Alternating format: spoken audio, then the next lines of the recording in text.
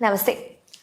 Christian സഭകൾക്ക് പൊതുസമൂഹത്തിൽ ഉണ്ടായിരുന്ന സ്ഥാനം ഇല്ലാതാക്കുന്നത് സഭകളെ നയിക്കുന്ന പുരോഹിത വർഗമാണ്. ഒരു ക്രിസ്ത്യൻ പുരോഹിതനാകാൻ 10 മുതൽ 14 വർഷം വരെ പഠിക്കണം.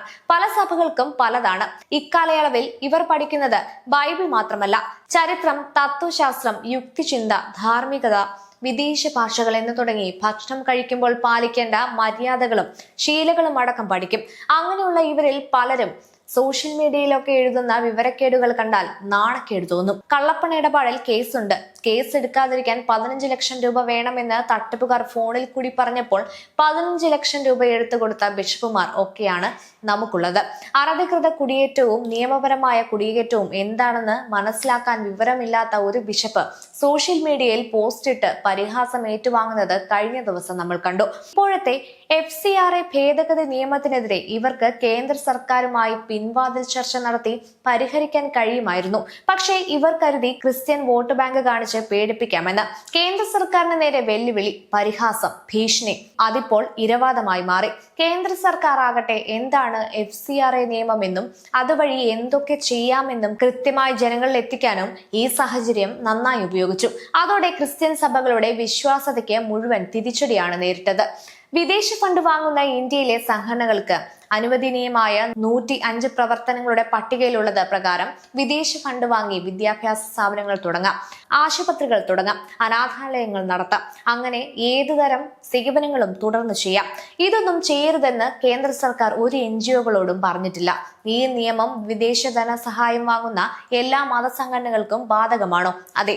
ഹിന്ദു, മുസ്ലിം, സിഖ്, ക്രിസ്ത്യൻ ഉൾപ്പെടെ വിദേശ ധനസഹായം വാങ്ങുന്ന എല്ലാ മതസംഘടനകൾക്കും ബാധകമാണ്. വിദേശ പണം കൊണ്ട് ഇന്ത്യയിൽ സ്കൂളുകൾ ആരംഭിക്കരുത് അല്ലെങ്കിൽ പ്രവർത്തിക്കരുത് എന്ന് കേന്ദ്ര സർക്കാർ പറഞ്ഞു? ഇല്ല, ഇനിയും തുടരാം. ആശുപത്രികൾ, അനാഥാലയങ്ങൾ എന്നിവയൊക്കെ ആരംഭിക്കരുത് അല്ലെങ്കിൽ പ്രവർത്തിപ്പിക്കരുത് എന്ന് കേന്ദ്ര സർക്കാർ പറഞ്ഞു? ഇല്ല, പറഞ്ഞിട്ടില്ല. ക്രിസ്ത്യൻ സഭകൾ നടത്തുന്ന ഏതെങ്കിലും സേവനങ്ങൾ നടത്തരുതെന്ന് കേന്ദ്ര സർക്കാർ പറഞ്ഞു? ഇല്ല, പറഞ്ഞിട്ടില്ല. പിന്നെ എന്തിനാണ് ഹിന്ദു, മുസ്ലിം, സിഖ് മതവിഭാഗങ്ങൾ അടക്കം എല്ലാവർക്കും ബാധകമായ ഈ നിയമത്തിനെതിരെ കേരളത്തിലെ ക്രിസ്ത്യൻ പുരോഹിതർ മാത്രം ഉറഞ്ഞു തുറന്നത്? കേന്ദ്ര സർക്കാർ പറഞ്ഞത് ഇത്ര മാത്രമേ ഉള്ളൂ. 1. വിദേശത്തു നിന്ന് കിട്ടുന്ന പണത്തിന്റെ കൃത്യമായ കണക്ക് കാണിക്കണം. 2. ലഭിക്കുന്ന വിദേശ ഫണ്ട് എന്ത് ആവശ്യത്തിന് ഉപയോഗിക്കുന്നു എന്ന് സർക്കാരിന് അറിയണം. 3. മതപരിവർത്തനം പാടില്ല. നിസ്വാർത്ഥ സേവനം നടത്താനാണെങ്കിൽ സഭയ്ക്ക് തുടരാം. വിദേശ ഫണ്ട് വാങ്ങാമെന്ന് കേന്ദ്ര സർക്കാർ പറയുമ്പോഴും സഭകൾ ഇങ്ങനെ മോങ്ങുന്നത് മതപരിവർത്തനം നടത്താൻ പാടില്ല എന്ന ക്ലോസ് നിയമത്തിൽ ഉള്ളതുകൊണ്ടാണ്. രണ്ടാമതായി, വിദേശ സംഭാവന നിയന്ത്രണ നിയമം FCRA പ്രകാരം ലഭിക്കുന്ന തുകയുടെ 20% മാത്രമാണ് ഭരണപരമായ ചെലവുകൾക്കായി അഡ്മിനിസ്ട്രേറ്റീവ് എക്സ്പെൻസ് ഉപയോഗിക്കാൻ അനുവാദമുള്ളത്. അതായത് വക മാറ്റാൻ പറ്റില്ല എന്നതാണ് ഇവരെ കുണ്ഠിതപ്പെടുത്തുന്നത്. അതായത് ക്രിസ്ത്യൻ സഭകൾ നടത്തുന്ന സേവനങ്ങളെല്ലാം ലക്ഷ്യം വെക്കുന്നത് മാനവകുലത്തിന്റെ നന്മയോ പുരോഗതിയോ ഒന്നുമല്ല, മറിച്ച് മതപരിവർത്തനം എന്ന ഒറ്റ ലക്ഷ്യം മാത്രമാണെന്ന് സഭകൾ തന്നെ തുറന്നു പറയുകയാണ്. നിസ്വാർത്ഥ സേവനമാണ് ഞങ്ങൾ ചെയ്യുന്നതെന്ന് സഭകൾക്ക് ഇനിയും എങ്ങനെ പറയാൻ സാധിക്കും? അപ്പോൾ ക്രിസ്ത്യൻ സഭകൾ കൊട്ടിഘോഷിക്കുന്ന പാവങ്ങൾക്ക് വേണ്ടിയുള്ള സേവനം എന്നത് വെറും മറ മാത്രമാണ്. ലക്ഷ്യം മതപരിവർത്തനമാണ്. അതാണ് ഇപ്പോൾ തുറന്നു കാട്ടപ്പെടുന്നത്. കേരളത്തിലിരുന്ന് കോൺഗ്രസ് രാഷ്ട്രീയം കളിക്കുന്ന മണ്ടന്മാരായ മെത്രാന്മാർ ചെയ്യേണ്ടിയിരുന്നത് കേന്ദ്ര സർക്കാരുമായി പിൻവാതിൽ ചർച്ചകൾ നടത്തി സമവായത്തിലെത്തുകയായിരുന്നു. അപ്പോൾ നിങ്ങൾ രാഷ്ട്രീയം കളിക്കാൻ പോയി, മോഡിയെ ഭീഷണിപ്പെടുത്താനും പരിഹസിക്കാനും പോയി. ഇതിപ്പോൾ എന്താണ്? FCRA നിയമം എന്ന് കൃത്യമായ ജനങ്ങൾക്ക് മനസ്സിലാകുകയും ചെയ്തു.